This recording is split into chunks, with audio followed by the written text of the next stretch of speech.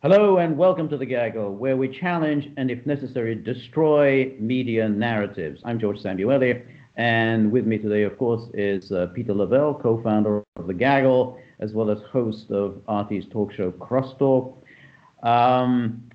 And today we'll discuss the strange reappearance of Attorney General William Barr, who has been missing in action since November the 3rd.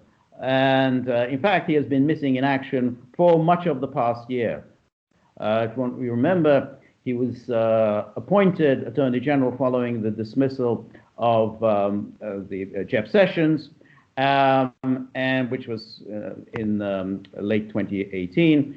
And he started off very strongly, brought the to a speedy conclusion, but then kind of vanished. We haven't really heard too much about him. In any case, the other day he made two interesting interventions. He first announced that the U.S. attorney that he had appointed to look into the abuses that had taken place during Russiagate, and the FBI abuses, the DOJ abuses, everything that went on during the latter days of the Obama administration, and any possible abuses that may have taken place during Durham, who was supposed to be looking into that, has now been elevated to special counsel. And that was one thing he said. Now that is a special counsel, because special counsel means it's a little trickier to fire him. But the second and the most interesting intervention was his interview with the Associated Press. And during this interview, Barr, that is, claimed that he has, and I'm going to quote his words exactly because Barr is a lawyer and therefore uses his words very carefully.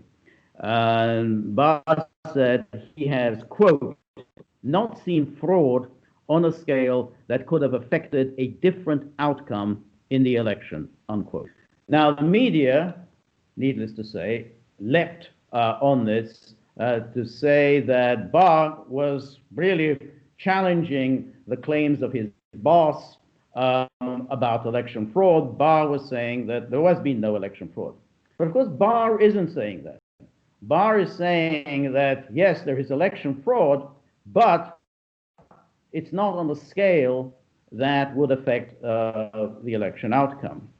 This, of course, raises a number of questions, which is that how can Barr know whether it is sufficient to affect the election outcome when there hasn't yet been a full and proper investigation by the DOJ? Keep in mind, the margins in a number of key states is actually very small. Yep. Arizona, Georgia, we're talking about 10, 12,000. So that's a small margin. Pennsylvania, Wisconsin, again, the margins are all less than 1%. So it's hard to say how you can make that determination without a much more thorough investigation of every aspect of any possible electoral fraud. The second thing, election fraud is a very serious business. Right. It is a theory. Exactly, it's a crime. It's not just it's a felony. A felony you go to prison for. So for Barr, essentially, to admit that there is fraud that has taken place is a very big deal. And for him to say that, oh well, it won't not sufficient to affect an election outcome, you say, well, that's none of your business. That's not your issue. You are the Attorney General. Your task is to investigate possible crimes. Whether it does or doesn't affect the election outcome, that's up to other people to decide. So you have to wonder why Barr, who's not a stupid man, should have made this announcement through an interview with the Associated Press, knowing, again, Barr's an intelligent man, knowing how the media would pounce on this, and then he does this to his boss, just as his boss is attempting to make his pitch to the U.S. Supreme Court, which is where Trump always wanted to his election litigation to end up. And you then have to wonder, is this really about the Republican Party establishment doing the final number on Trump, the final stab in the back, and to see him on his way? All right, what do you think, Peter? Well, very good introduction, George. And for the most part, I agree with you.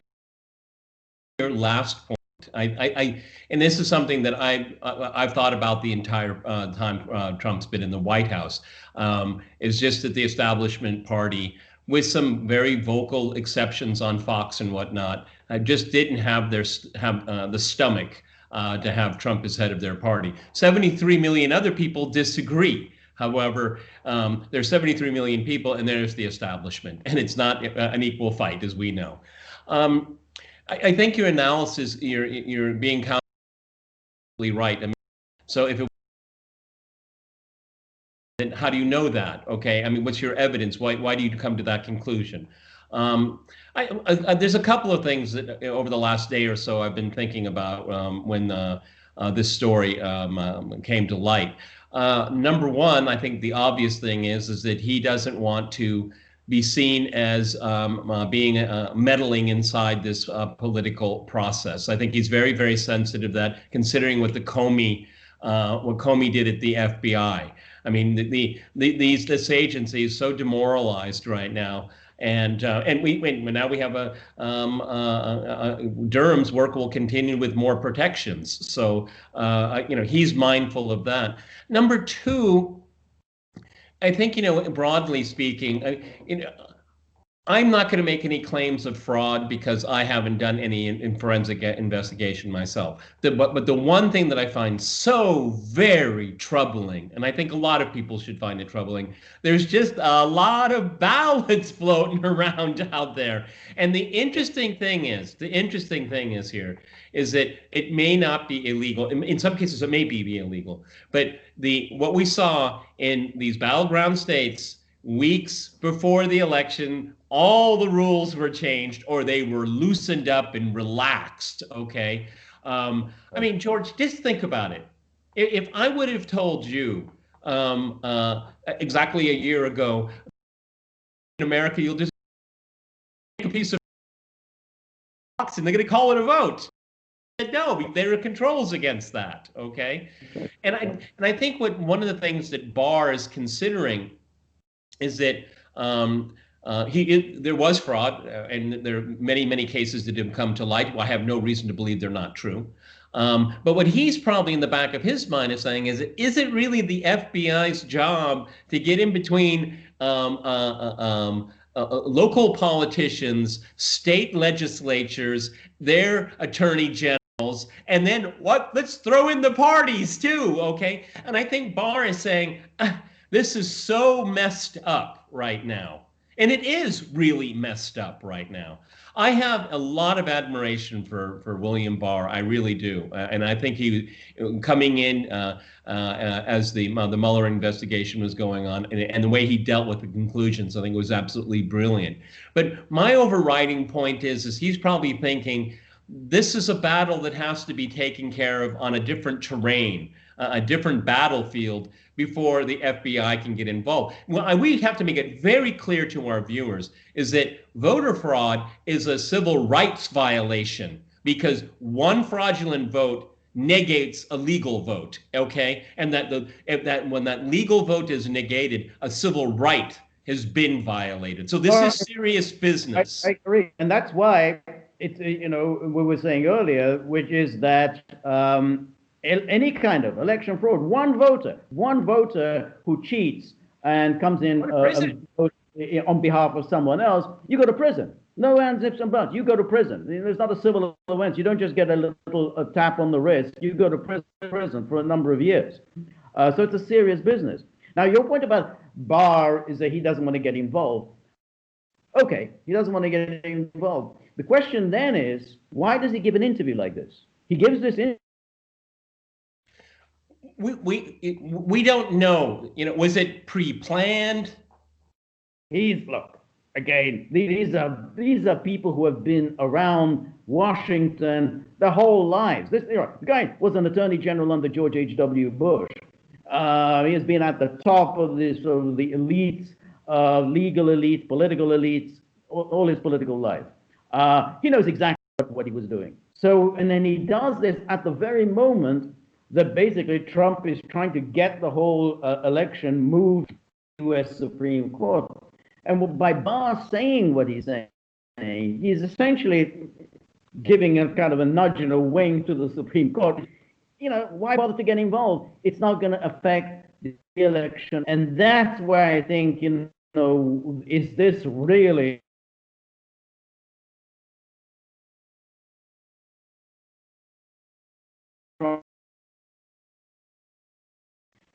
well, no, the Republicans have been stalwart on behalf of Trump, but of course they haven't been, with the exception of the various congressional firebrands like Jim Jordan, Matt Gaetz, the very people who did all the heavy lifting during the impeachment. They supported him. Mitch McConnell, he hasn't said anything. He hasn't said anything, as far as I know. Nothing. No. So that's why you kind of wonder, is this what Barr is really doing? Barr is kind of thinking, all right, Trump, we'll push Trump out of the door, and then 4 years' time, you know, we'll be back with the usual kind of Jeb Bush Republican. You know, what worries me, I think a year from now, certainly 2 years from now, when we get to 2022, but certainly before 2024, is that there's going to be a very interesting forensic breakdown of what happened in this election, because a lot went wrong. A lot went wrong. And like I said in my first answer here, changing these voting rules in these states may not be illegal, okay? And it's very clear in the Constitution that the states have to take care of the vote, okay? And I think that I will stand with that position vis-a-vis Barr. But when you were making your point there, I was thinking, anyone that was mouthing off about whether there was fraud or there wasn't fraud, I wonder how many people are going to eat their words when we find out what really, really happened. You can't convince me. You can't convince me that the turnout was the way it was just because it was against Trump. I can't buy that, okay? Well, just a lot of other ballots were in play here, and I think that it's reasonable to I mean, then the whole idea of ballot harvesting is out the window. It's been legitimized in a sense here. So, I mean, you know, what I worry about, what you worry about, and most likely most of the people watching this video here, is that have the Democrats found the silver bullet to rig an election? Have they found it? Okay, and just flood the place with ballots galore. Okay. Well,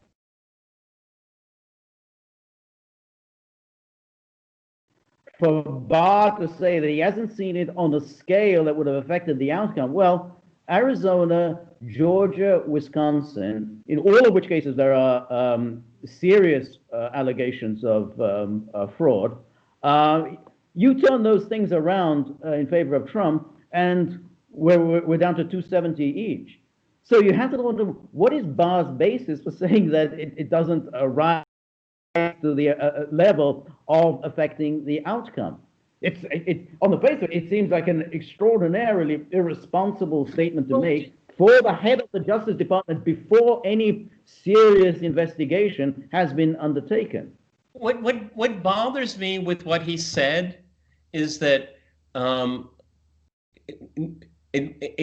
think we have to be purists in this here. I mean, you just said, you know, one person that fiddles with the ballot commits a felony. Okay, I mean, we're getting into, and you're going to correct me if I get it wrong, because you know your history just as well, if not better than I do. But I think it was once that Stalin said to Churchill is that the loss of one life is a tragedy. The loss of a million is a statistic. Okay, and this is what our elections have gotten down to, that, you know, fraud is just unacceptable. But if it's done on a massive scale, and it's so massive you can't see the trees from the forest, okay, then that's a statistic that really just puts null and void the entire reason to go vote.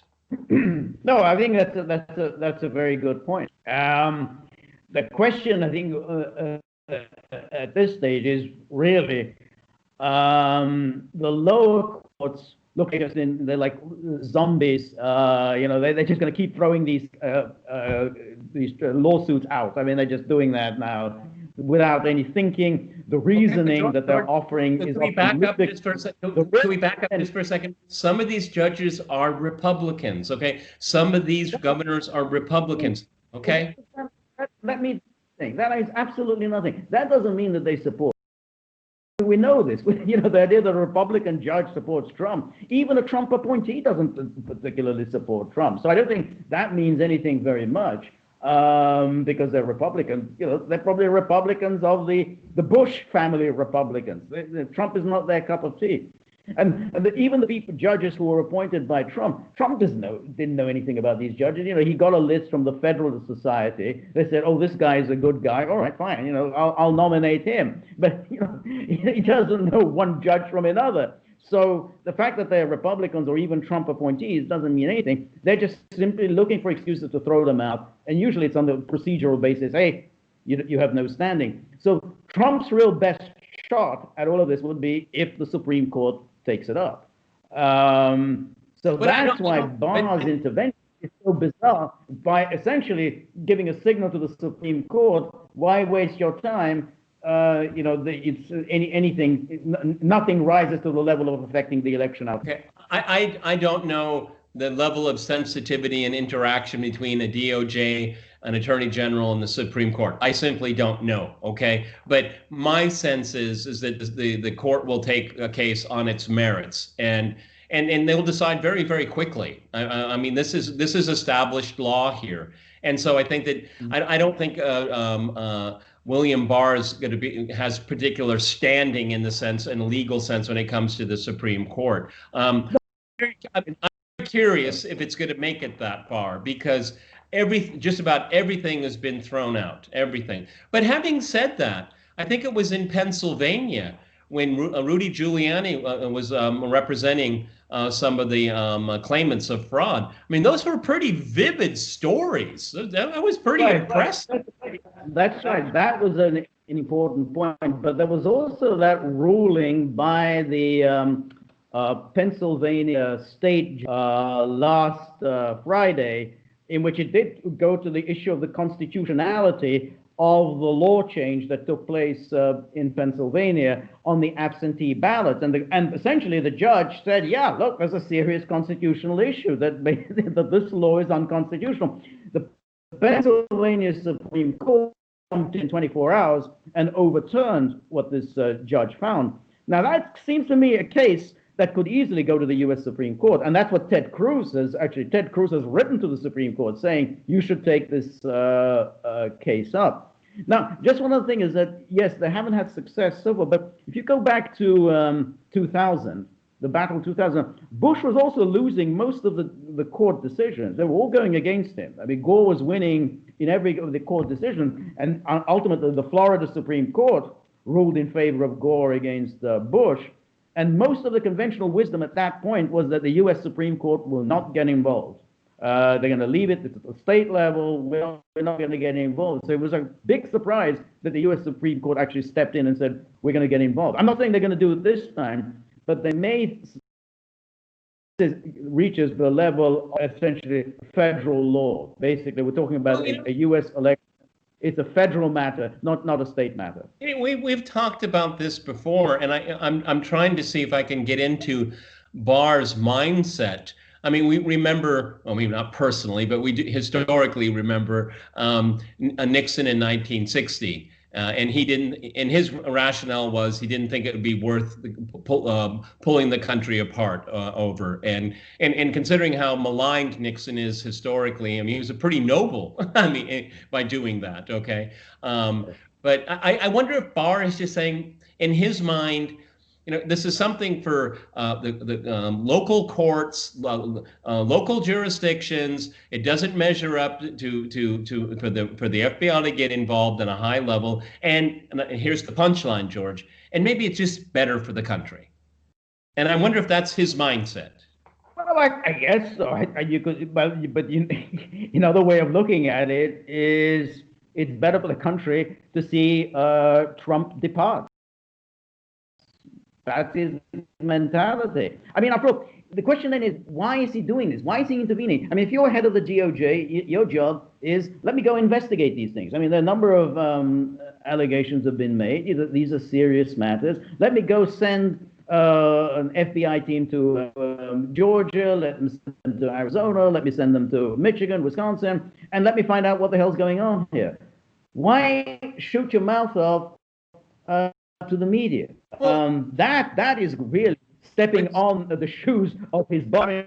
Trump, he's working for Trump. Trump is his boss. I mean, he's essentially, basically just, stepping on Trump's case. See, what I find probably the most puzzling of all is that there is, and Barr makes an admission that there was some fraud. Okay, well, that's illegal. Okay, so why, instead of making kind of drawing a line in the sand, why didn't he say, and we're going to use all the resources at our disposal to deal with all of these issues that we've uncovered? Because, like I said, a year from now, 2 years from now, 4 years from now, a lot of people are going to have to eat crow because they're going to end up saying, but why didn't you investigate? Okay, I mean, everyone knows that this was a weird election. It was anomalous, and then we can use other words going down the line to the point you can say it was rigged. But see, if we say it was a strange election, an anomalous election, it's easy to go all the way down to rigged because we don't know where to hang our hat. Which one is it?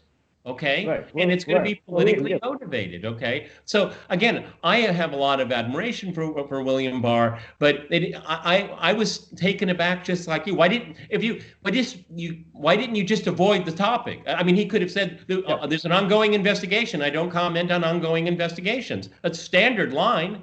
Right. No, I think exactly that's exactly what he could have said. And if the journalists would have asked him, did this rise to the level of, actually altering the election outcome? He could have just said, I really don't know. It's much too early to say. I'm just doing my job. I'm the head of the Justice Department. I'm investigating any possible illegality. That's it. That's all you have to say. You're doing your job, and you're not undermining your boss. You're not doing anything wrong. Instead, he comes along and says this, which is clearly undermining his boss. And then you say, what is the agenda? What is Barr's agenda here? Now, you give him a benign interpretation. I tend to think that it's much more in line with what the Republican Party establishment wants now, which is Trump to concede and to go away. Which is kind of what they wanted all along. There's a little wrinkle in all of this, George. It's called Georgia. Okay? Well, you want to kiss the whole thing goodbye? The whole thing? That's exactly right. And this is why I think the Republican Party establishment is really stupid, because ultimately it's Trump who gets the voters to the polls. I mean, now he's the one. When Trump isn't on the ballot, Republicans do terribly. I mean, 2018 was an absolute calamity. Trump wasn't on the ballot. They did very well this time. Trump is on the ballot. So for them to say, well, goodbye to Trump, and then say, but be a noble troop, this isn't going to work. I mean, the Trump base, they are fired up, and if they think that the party establishment isn't doing anything to fight for Trump, they're going to sit on their hands. Well, George, they're not doing anything to fight for their own constituents. Okay, believe me. Okay, look at McConnell. No, I think so. He can't pronounce or even spell stimulus. Okay, so on this point, I agree with you. I think there's some benign elements that may be in play. I'm trying to be open-minded and speculate here, a wide array of things that could be happening. But one thing I've said since we've started this podcast is that the Republican Party has never treated Trump as one of their own. And what happened was Trump created a movement and a following, and it happens to overlap with the GOP, but they're not the same thing. Without Trump, it's a different story, as you point out. When he's on the ballot, it's a different story, okay? Exactly. So that's why these party establishment types like Karl Rove, if you ever see him, watch him on Fox News, he's always there. Yeah, well, Trump now got to sort of concede and just simply go and be a good trooper and campaign for the people in the our candidates in Georgia. It's not going to happen. I mean, the Trump base, they think that the party has done nothing for Trump. They haven't gone into bat for Trump. And if they think that, well, they're going to sit on their hands and say, besides, the Democrats will try to steal the Georgia election. And are you going to fight that? You didn't fight the last time. Are you going to fight the next time? Why should we believe that you'll fight the next time? So I think the Republicans are really naive in just thinking, oh, we can just say goodbye to Trump and we'll still win Georgia. It doesn't work that way. Particularly since they did so well in the congressional races. Okay. It's Trump. Is there anybody in their right mind say, oh, Trump had nothing to do with that? Yeah, I'd like to hear that argument, okay? Because I don't think it would be a convincing one. As usual, we have had, ever since the 2016 Republican primary, they have never been able to understand or how to deal with Donald Trump. It's amazing. He went through 4 years as president, and they still don't understand, okay? This has never happened in our lifetime. Maybe it's never happened, maybe since Andrew Jackson, okay, when he had a hostile takeover of the party, okay? I mean, he originated it. I don't think it's ever happened since then. All right, we're going to keep it up. Yeah. Go ahead. Yeah. Go ahead, finish up. You can end on it. I agreed with you. Yeah, no, that's I've got nothing more to add. So we're going to keep a laser-like focus on this story here. Okay, the Gaggle will be back soon. And remember, if you like, please like, share, and subscribe.